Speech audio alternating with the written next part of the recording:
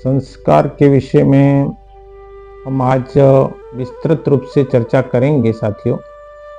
हमने पूर्व में इस संदर्भ में शॉर्ट वीडियो के माध्यम से कुछ चर्चा ज़रूर की थी। आज हम इसके विषय में विस्तृत चर्चा करने का प्रयास करेंगे। संस्कार के लिए संस्कार अंग कल्याण का और निर्णय सिंधु दो ग्रंथ ऐसे हैं जिसमें अन्य सभी ग्रंथों के संदर्भ में विस्तृत रूप से चर्चा की गई है। जो मेरे पास यह ग्रंथ है वह गीता प्रेस गोरखपुर का कल्याण अंक है, संस्कार अंक, जो जनवरी 2006 ईस्वी में छपा था। निर्णय सिंधु कमलाकर भट्ट प्रणीत यह एक अच्छा ग्रंथ है जिसमें संस्कार के विषय में बहुत सारी विस्तृत बातें और चर्चा की गई है। संस्कार हमारी आत्मा और अंतःकरण को शुद्ध करने का एक श्रेष्ठ तरीका है और इस पुस्तिका में भी यही दिया हुआ है कि संस्कार मनुष्य को पाप और अज्ञान से दूर रखकर आचार विचार और ज्ञान विज्ञान से संयुक्त करते हैं।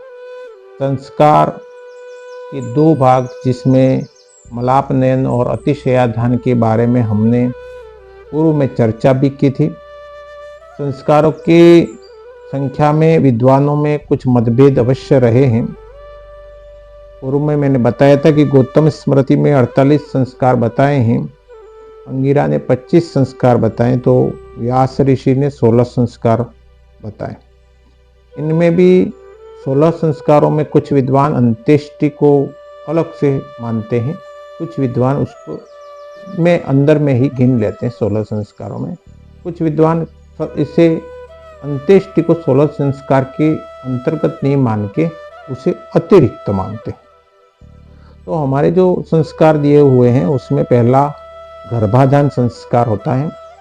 दूसरा पुंसवन संस्कार होता है, तीसरा संस्कार जो दिया हुआ है वो सीमंतोन्नयन संस्कार है, चौथा जातकर्म संस्कार है, पांचवा नामकरण संस्कार है, छठा निष्क्रमण संस्कार है, सातवां अन्नप्राशन संस्कार है, आठवां चूल संस्कार या चूड़ाकरण संस्कार भी कहते हैं, नौवां कारणभेदन संस्कार और 10वां उपनयन संस्कार यानी यज्ञोपवीत संस्कार, 11वां वेदारंभ संस्कार यानी शिक्षा प्राप्त की जाती है, 12वां केशांत संस्कार है, 13वां समावर्तन संस्कार, 14वां विवाह संस्कार, 15वां विवाह अग्नि परिग्रह संस्कार और 16वां त्रेताग्नि संग्रह संस्कार और एक अंत्येष्टि संस्कार को भी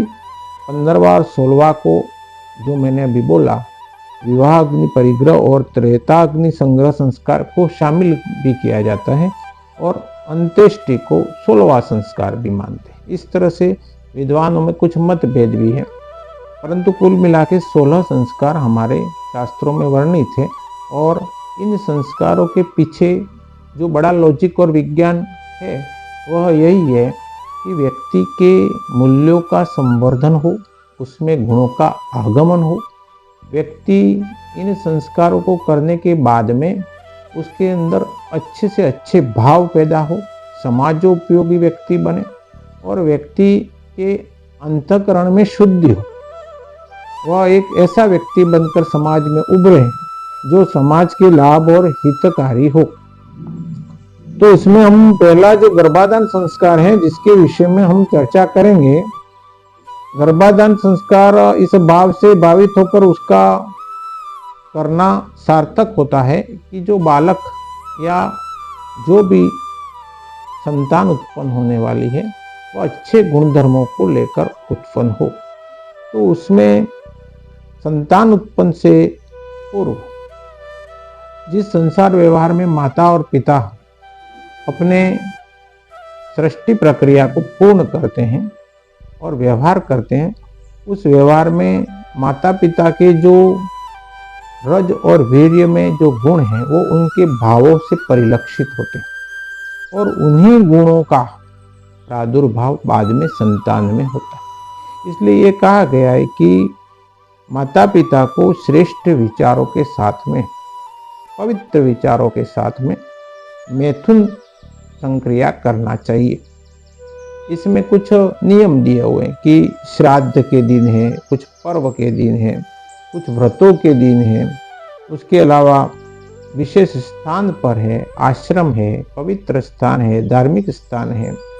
उन स्थानों पर या अपना जिस दिन जन्म हुआ वो नक्षत्र हो या अमावस्या तिथि हो, पूर्णिमा तिथि हो, अष्टमी हो, तेरस हो,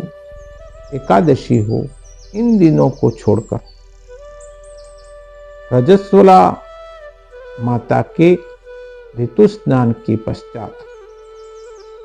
विषम दिनों में और सम दिनों में 16 दिनों तक याज्ञवल्क्य के कहते हैं कि 16 रात्रि ऋतु गमन करता है अगर पुरुष, तो श्रेष्ठ बालक या बालिका का जन्म होता है। इसमें प्रारंभ के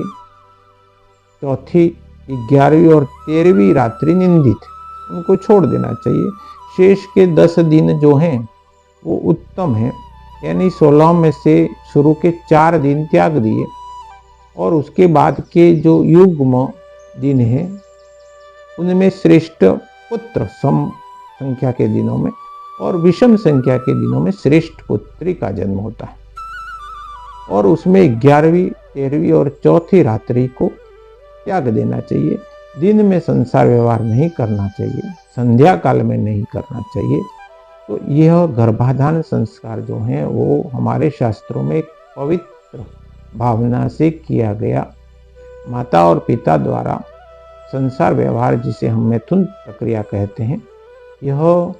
जितना पवित्र भाव से होता है वैसी संसार व्यवहार के पश्चात जो उत्पन्न होने वाली संतान होती है वह भी वैसी ही बनती है। इसलिए गर्भाधान संस्कार को अलग अलग शास्त्रों में बहुत विस्तृत से बताया गया, परंतु मैंने इस पर संक्षिप्त में ही चर्चा